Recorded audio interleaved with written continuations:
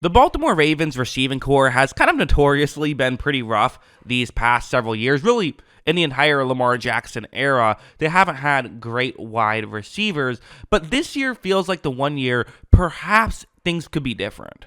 This right here is what appears to be their receiving core. They're notable players. There's obviously going to be more players, but these are the most notable ones I felt like putting up there. And I actually put the tight ends at the top. Usually you kind of throw those on as an afterthought, but not when it's these two tight ends. You have first Mark Andrews, and then you have Isaiah Likely. First, Mark Andrews, kind of, I feel like not universally, but I feel like he's the consensus number 2 tight end in the league right now behind Travis Kelce. Some people would still put Kittle there at 2, but he's certainly, those are the elite 3, it feels like, and Andrews is certainly shown that he can be an elite number 1 option at the tight end position. Only so much you can do at the tight end position, but he does all of it, right? Isaiah Likely is another guy who I think is really good and really, could have a, I don't know, he probably would have a much better statistical year if he wasn't a number 2 tight end, and he probably wouldn't be a number 2 tight end, but, in most situations. Like something like this is a good example of what he can do really well, I think, where it's gonna be zone coverage that Cincinnati is in. It's a cover 3 zone, and the way this play is designed to work is you have a receiver who kind of runs over the middle, that gets the cornerback who's covering that side of the field more out of position. Likely can then run kind of, underneath, get past the linebacker, but underneath the corner and get open that way. But I love how Likely runs this route. Watch how when this play begins, he does a great job at selling as though he's just going outside the numbers, going kind of underneath, right? The linebacker who's covering him fully believes this is what's happening. He's going over in that direction. Actually, excuse me, that's not a linebacker. That's 24. That's Von Bell, the great safety for the Cincinnati Bengals. So the fact that he's, that far out of position, I think goes to show really just what Likely can do to get players out of position. But of course, here's the flip side. Okay, great. You did the route running to get someone out of position, but now you have to take advantage of it. And you have to, you created some space, but you have to actually get to that spot now. Does he have the shiftiness to pull that off? Well, the answer is yes. Watch him cut over, and he does get past Bell, and there is that little window. And then also, look at that catch that he pulls off at the end there. That's just great stuff from Isaiah Likely. So he is someone who I do think can, at the very minimum, be a very effective role player, but I would guess that he can do more than just that. Going back to the chart of the receivers, so yeah, tight ends could be very good, but let's be honest, they are tight ends. There's only so much they can do, and so you need receivers to come through as well.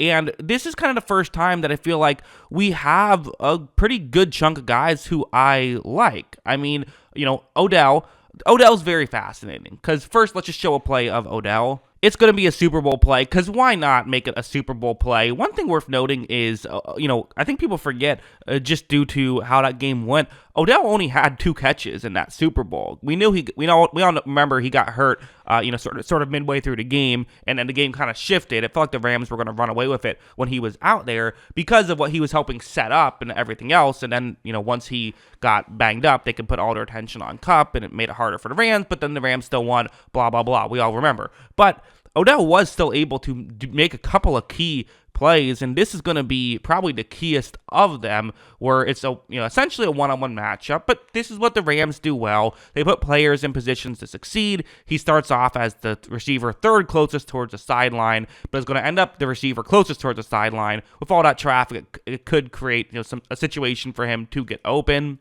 And as you see, watch how explosive he is. And at this point, he is just past the defensive back trying to cover him. And this is the value that Odell brings, is how explosive he can be and how shifty he can be. As you see, Stafford's throw is a good enough one, really good catch from Odell, and he's able to get into the end zone for a touchdown, part of what allowed him to become a Super Bowl champion in his really great playoff run he had for the Rams. Definitely ended up being a pretty good pickup for them, I have to say. But of course, there is a flip side. My podcast co-host Kyle mentioned that, listen, he was very good with the Rams, but that was a knee injury ago, and it's a little concerning now for a guy who's had this many injuries. What does he still have left in the tank? There's no denying that. It's a complete question mark, and there's such a high upside. The reality is, There was no free agent wide receiver who had a higher upside than Odell, not even close. If Odell comes in and is Giants Odell or Rams Odell, basically just not Cleveland Browns Odell, he's going to be a massive asset for Baltimore, but he is, as of right now, a question mark. As for the rest of the wide receivers for Baltimore, again, so you have Mark Andrews and Isaiah Likely, you have Odell. The other 4 players I put on this list, and again, these are just the notable guys, but Rashad Bateman, Zay Flowers, Devin Duvernay, and Nelson Agholor. We could go bottom to top a little bit. Nelson Agholor is someone who, again, a fine flyer. No one's expecting too much from him, but he has shown some flashes, and he did have that good season with the Raiders. Maybe there is, something to get out of him, and I do think that at the end of the day, he's someone who I would like to have as my number 5th option heading into the season. That's not a terrible situation for him to be. That's actually pretty good depth, I would say. I thought Devin Duvernay's done some nice things. He's another guy who probably shouldn't be a top 3 receiver on your team, but as a number 4 receiver, I actually really like that as an option. Because again, he's someone who, I just don't know if he has a complete route tree, but he does what he does very well. So if you can kind of pick your spots and sort of pick and choose when to use him, especially for the Ravens, who, as of right now, he might be their 6th option if you include tight ends. So for that situation, that's actually a great spot for him to be in. And then you have the 2 young players who are still wild cards. Zay Flowers, I like a lot, and I think that he is someone who, I had a 1st-round grade on him. They drafted him in the 1st round. Clearly, a lot of teams, are a big fan of him, and if he can reach his potential, definitely it could be electric, but, there's some questions as well. I kind of compared him to Hunter Renfrow coming out of the draft, which, is a good player, but the thing about Hunter Renfrow is it seems like it takes him like 1,000 steps to finally get to where he needs to get to, but every time he has that many steps, he gets wide open, so it's like, I think Flowers could be a similar player in that he relies so much on route running. There's good and bad for that. I'm just fascinated in seeing, will it be an Odell Beckham Jr., or excuse me, not Odell, although there's some maybe you could argue some similarities. I meant to say Antonio Brown, who that's the comparison that people that loved him talked about. Is he that, or is he Hunter Renfrow? Either way, he should be a good player, though, so you're good with that. And again, for year 1 at least, he just has to be a slot guy if Odell and Bateman hit. Bateman is the other guy we have to talk a good chunk about.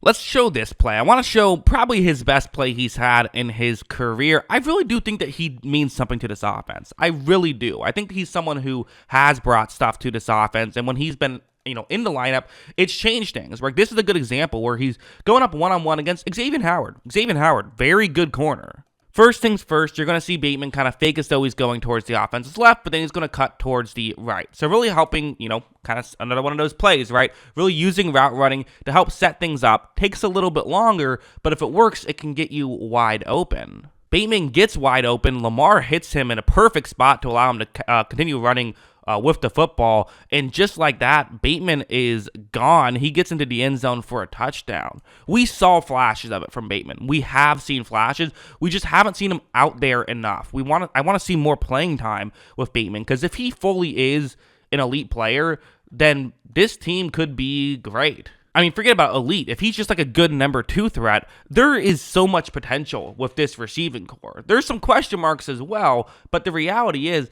let's just say, for example, what if everyone hits? What if right off the bat, Odell is back to being Giants Odell, Bateman is a good number 2 option, Zay Flowers is a really good slot receiver, and Mark Andrews is Mark Andrews, and Isaiah Likely is Isaiah Likely? This could be challenging the other receiving cores for being one of the best in football. Not to mention Devin Duvernay and Nelson Agholor as depth pieces. This could be loaded. The question is, potential is not always, guys don't always live up to their potential. And we see it all the time where when there's question marks, it sometimes works and sometimes doesn't. But there's definitely a big boom or bust factor.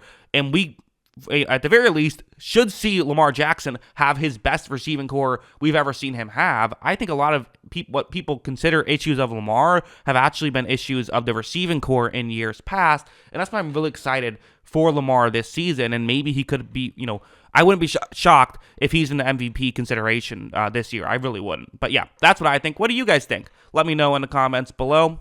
Always love hearing from y'all, and of course, as always, thanks for watching.